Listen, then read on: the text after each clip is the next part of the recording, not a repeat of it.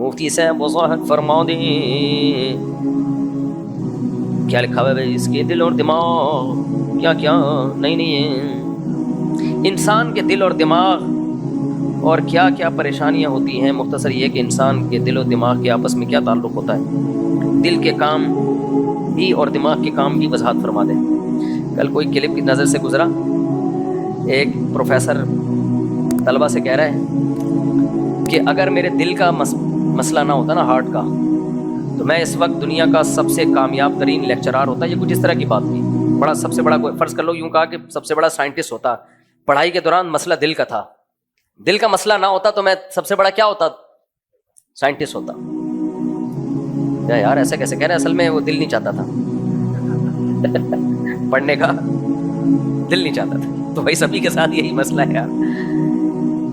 دیکھو اسلام نے جس دل کی بات کی ہے وہ دل سے مادی دل مراد نہیں ہے, وہ مادی دل مراد نہیں ہے, وہ روحانی دل ہے جس کا محل یہ جسمانی دل ہے. اور اس کا تعلق کس سے ہے, دماغ سے. جیسے ہی دماغ میں کوئی خوشی محسوس ہوتی ہے سب سے پہلا اثر اس کا کس پہ آتا ہے, دل پہ آتا ہے. خوف کی وجہ سے ہارٹ اٹیک ہوتا ہے کہ نہیں ہوتا لوگوں کو؟ سوال پیدا ہوتا ہے کہ خوف کی وجہ سے دماغ اٹیک ہونا چاہیے, ہارٹ اٹیک کیوں ہو رہا ہے؟ خوف تو دماغ میں محسوس ہوتا ہے نا, لیکن دل کا دماغ سے سب سے زیادہ تعلق ہے. تو اسلام یہ قرآن چونکہ بلاغت ہے نا, اس میں بلاغت عربی زبان کی بلاغت کا خیال کیا گیا ہے. تو بلاغت سائنسی حقائق کو نہیں دیکھتی ہے, بلاغت دیکھتی ہے مجازن بھی بہت ساری چیزوں کی نسبت بہت ساری چیزوں کی طرف کرتی ہے. حالانکہ حقیقتاً وہ نسبت نہیں ہوتی, وہ مجازی ہوتی ہے. لیکن حقیقت اور مجاز میں ایک تعلق ہوتا ہے. اس کی مثال ایسے جیسے قرآن کہتا ہے تفیض اعینہم. آج میں نے وہ آیت سے کذبوہا پڑھ دیا غلطی سے شاید. تو اب دیکھو قرآن کیا کہتا ہے کہ وَإِذَا سَمِعُوا مَا أُنزِلَ إِلَى الرَّسُولِ تَرَىٰ أَعْيُنَهُمْ تَفِيضُ. کہ جب تم مسیحیوں کی بات کی ہے کہ جب ان کے سامنے قرآن پڑھا جائے تو تم ان کی آنکھوں کو دیکھو گے کہ وہ بہہ رہی ہوتی ہیں. اب کوئی سائنسدان آئے بولے آنکھیں تو بہتی نہیں ہیں, آنسو بہتے ہیں, آنکھیں کہاں بہتی ہیں؟ اب سائنسی لحاظ سے تو اس پہ اعتراض بنتا ہے, بھائی قرآن کہہ رہے ہیں آنکھیں بہتی ہیں, تو قرآن کو مولویوں کو سائنس کا نہیں پتا, معاذ اللہ قرآن کو سائنس کا نہیں پتا. تو اس کا کیا جواب دیا جائے گا؟ بھائی قرآن سائنس کی کتاب نہیں ہے, قرآن واعظ و نصیحت کی کتاب ہے جو عربی میں نازل ہوئی. تو عربی زبان کے محاورے اور عربی کی بلاغت کا اس میں خیال کیا گیا ہے. تو بہتی آنکھیں ہی ہیں, آنسو ہیں, آنکھیں نہیں بہتی.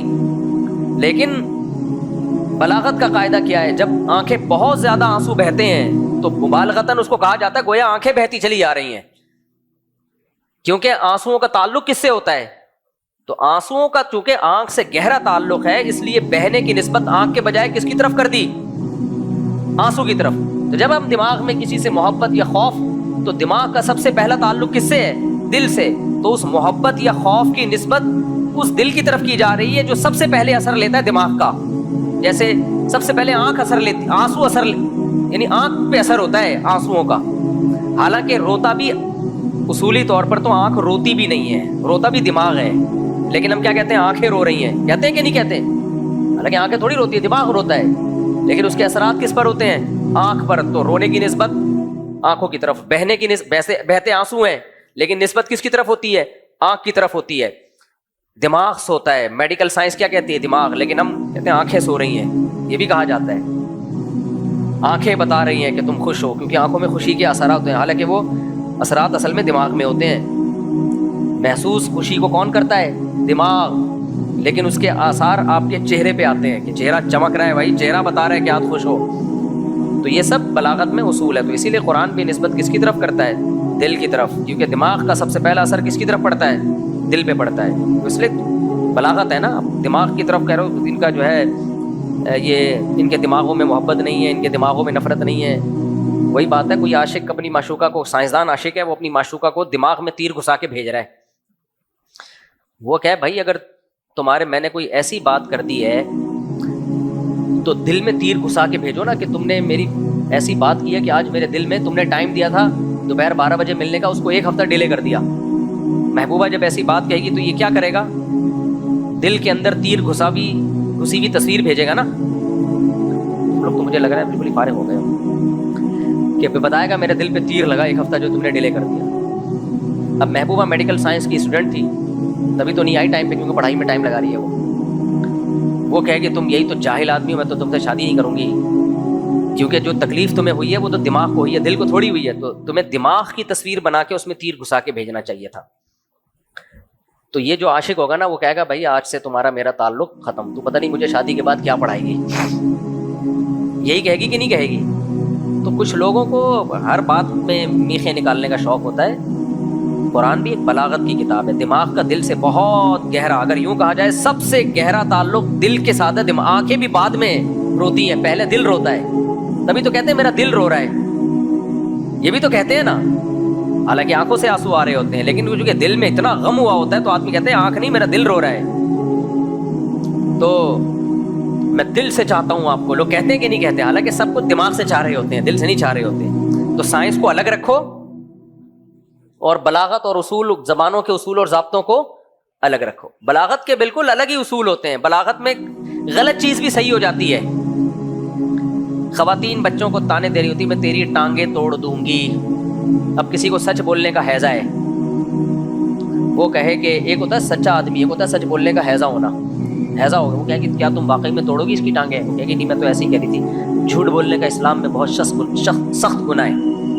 तुमने जब अपने बच्चे को ये बोला कि तुम्हारे टांगे तोड़ दूंगी, अगर तुम्हारी नीयत टांगे तोड़ने की नहीं थी तो ये झूठ है। और कुरान कहता है लानतुल्लाहि अलल काज़िबीन, झूठों पर अल्लाह की लानत। तो अगला क्या कहेगा? बीवी तलाक लेके भाग जाएगी ऐसे शौहर से? क्या ख्याल है? बल्कि खवातीन तो मैं तेरी जबान कैंची से काट दूंगी, जबान काट दूंगी कैंची से। ये सब बलागत के ज़ाब्ते हैं, कायदे हैं, कोई नहीं काट रहा होता जबान, ये धमकियाँ होती हैं। ये कहते हैं ना कि कुछ लोग दुम्बे की चर्बी और दुम्बे का गोश्त खाते हैं, केपीके में जैसे नहीं खाते, तो लड़ते हैं, वो हर एक से लड़ते हैं, दुश्मन न मिले तो आपस में लड़ते हैं। कुछ लस्सी पीते हैं पंजाब के लोग, कुछ लोग लस्सी पीते हैं, वो क्या करते हैं, लतीफ़े के असल अल्फाज बताता हूँ आपको। कुछ लोग होते हैं जैसे केपीके में, दुम्बा खाएंगे, दुम्बे की चर्बी खाएंगे और बंदों को भी ठोकेंगे, दुश्मनों को, अपनों को भी ठोकेंगे, दुश्मन को भी ठोकेंगे। क्या ख्याल है? दुश्मन नहीं मिलेगा तो अपने आपस में ही लड़ना शुरू हो जाएंगे। दुश्मन भी ठोकते हैं, अपने आप को भी ठोकते हैं। पंजाब वाले लस्सी पीते हैं, अपने लोगों को नहीं ठोकते, लेकिन जब लड़ाई होती है तो दुश्मन को सब मिल के ठोकते हैं। लेकिन कुछ लोग कराची में लौंडे लपाड़े बारीक से देखे होंगे, ये गुटखा खाते हैं और बातें ठोकते हैं सुबह शाम। समझ रहे हो? कुछ होते हैं दुश्मन भी ठोकते हैं, आपस में भी लड़ते हैं, क्योंकि खा क्या रहे हैं? गोश्त। कुछ होते हैं गोश्त नहीं, लेकिन लस्सी वो गोश्त से थोड़ा कम, लेकिन उसमें भी प्रोटीन होता है। वो क्या करते हैं, आपस में तो नहीं लड़ते, लेकिन दुश्मन को तबीयत से ठोकते हैं। कुछ होते हैं गुटके पे सेट हुए होते हैं, बारीक बारीक, आप उनकी कमीज उतारो तो एक्सरे रिपोर्ट सामने होगी। देखो कराची में कुछ ऐसे लौंडे लपाड़े बिल्कुल बारीक, मुंह में गुटका होगा, और तो ये क्या ठोकते हैं? बातें। मैं एक दफा सफर में था तो ऐसे ही कराची का एक बहुत बारीक सा लड़का था, किसी को क्या पता किसकी बात हो रही है, गीबत नहीं होती, बोल बहुत रहा था, मैं ये, मैं यूं। मैंने कहा, फिर मैंने लतीफा सुना है, मैंने कहा ये वो उन लोगों में है जो क्या ठोकते हैं। जान देखो यार, तुम अपनी बातें देखो यार। हमारा एक शागिर था ना, एक शागिर था बहुत बारीक, दुबला का लफ्ज उसके लिए मुनासिब नहीं है, बारीक था, बहुत दुबला। अच्छा, मैं जब 4 शादियों की बात करता हूँ एकदम जोश में आता ना, ऐसे हिलता हो, ऐसा उसके चेहरे पे रौनक सी आ जाती, तो मैं उसे बोलता तुमने, मैंने कहा ये तुम्हारे लिए। तो क्यों उस्ताद जी? देख, मैंने कहा तेरी शादी हुई, ग्लूकोज की 2-3 बोतलें पहले से इंतजाम करके रखना। अच्छा, सबसे ज्यादा हो देश में भी वही आता था। मैंने कहा दे यार, सेहत देख, अपनी सेहत देख। फिर मुझे एक दिन कहने लगा, उस्ताद जी मैं कैसे अपनी जान बनाऊं? मैंने कहा देखो जिम जाया करो, जिम में जाओ ना, गोश्त वोश खाओ तो मसल आना शुरू हो जाते हैं। कह रहे मुझसे वेट ही नहीं उठता, जिम में वेट नहीं उठता। मैंने कहा 1-1 किलो का वेट उठा लो यार। कह रहा नहीं ये भी नहीं उठता, वाकई नहीं उठता था उससे। कह रहा यार बहुत मुश्किल होती है। मैंने कहा देख जा जरूर, चाहे वेट ना उठे कुछ नहीं होता, तिनका लो, उसके दोनों तरफ शेरवानी का बटन लगाओ। शेरवानी के बटन नहीं होते, बड़े होते हैं थोड़े, वो लगाओ और उठाना शुरू करो। फिर 1 बटन से 2 बटन। मैंने कहा ये तो ये हकीकत है, यानी इतना तो हर एक ही उठा लेगा ना भाई, कुछ तो कर जाके यार। کہہ رہے یار یہ کیا مطلب؟ میں نے کہا تنکے میں 2 بٹن لگاؤ, اٹھاؤ اس کو یوں کر کے. جب ایک بٹن اٹھنے لگے تو 2 کر دو, 4 کر دو, اس سے 1 کلو پہ آ جاؤ گے, 2 کلو پہ. میں نے کہا ایک دن دیکھنا پھر آپ مقابلہ کر رہے ہو یہاں سے.